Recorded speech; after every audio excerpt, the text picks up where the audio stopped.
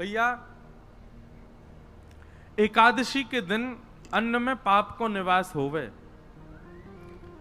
वादना यदि आप अन्न खाओ तो कोई नयो पाप लगे, ये बात तो बाद की है, परंतु एकादशी पर अन्न खाने से, बहुत ध्यानपूर्वक सुनिएगा, एकादशी के दिन अन्न सेवन करने से आपके पूर्व के पाप, जिनको आपने गंगा स्नान करके खत्म कर दिया, जिनको तीर्थ यात्रा करके नष्ट कर दिया, जिनको जप तप अनुष्ठान के द्वारा जिन पापों को आप नष्ट कर चुके हो, एकादशी के दिन अन्न खाने से वे पाप पुनः जागृत हो जाते हैं। एक प्रकार से कहा जाए तो आपके द्वारा किए गए यज्ञ अनुष्ठान तीर्थ यात्राओं का जो फल आपको मिला वो नष्ट हो जाता है। इसलिए एकादशी के दिन अन्न सेवन नहीं करना चाहिए। लेकिन हमारी ब्रज की कई परंपराएं हैं, जैसे हरिदासी, हरिवंशी, वहां पर एकादशी नियम नहीं है। जगन्नाथपुरी चले जाओ, वहां भी एकादशी नियम नहीं है।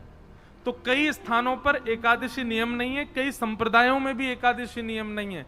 तो ऐसा नहीं है कि वो लोग जब पाते होंगे तो उनको अपराध लगता, नहीं लगता, क्योंकि उनकी परंपरा में जब नियम नहीं है, उनकी परंपरा का भाव भी तो बहुत सुदृढ़ है। जैसे हरिदास परंपरा, जहां पर श्री कुंज बिहारी लाल प्रकट भये, वहां पर नियम है कि वहां एकादशी ना होवे। क्यों? उनकी भावना ऐसी है कि भैया हमने कल ठाकुर जी को भोग लगायो, अन्न को भोग लगायो, और आज पड़ गई एकादशी, तो ठाकुर जी के अधर से छुबो भयो प्रसाद बामे पाप कैसे आ सके? वो तो प्रसाद है, और या भावना से वो प्रसाद पामे। लेकिन एकादशी के दिन एक बात बहुत ध्यानपूर्वक सुन लीजिए, एकादशी के दिन कोई व्यक्ति आपके घर आयो और घर आकर के वाने आपको कोई प्रसाद अर्पित कियो, जैसे मान लो नाथ द्वार से आयो और नाथ द्वारा से आकर के वाने आपको दियो, बोले भैया श्रीनाथ जी को प्रसाद है, और वास्तव में कहीं आपने कहा ओहो या में तो अन्न है, मेरा तो आज व्रत है, तो आपको अपराध लगेगा।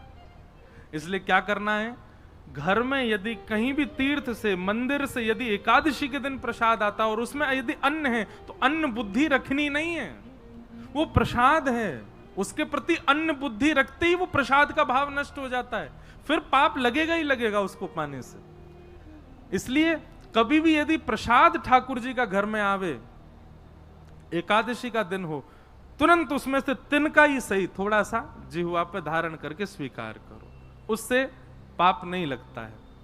बाकी वैष्णवों को एकादशी व्रत निश्चित रखना चाहिए। एकादशी के दिन बहुत कथाएं हैं एकादशी निष्ठा की। एक कथा तो यह है कि एकादशी के दिन पाप निवास होता है। एक बात ऐसी है, हम ठाकुर जी को कुछ ना कुछ प्रस्तुत करते हैं, कोई धन देता है, कोई पत्र देता है, कोई पुष्प देता है, कोई फल देता है, कोई कुछ ना कुछ ठाकुर जी को देते हैं, पर